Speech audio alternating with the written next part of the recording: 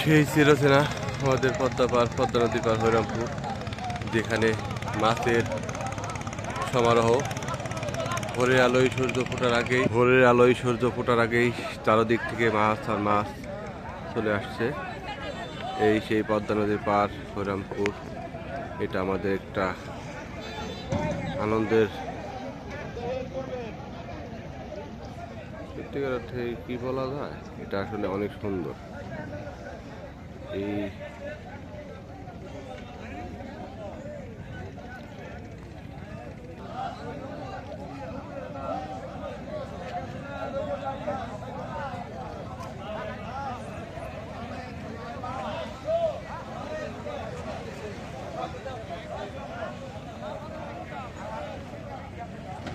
রূপ তোমার রূপের মাগো, হে পল্লী জননী।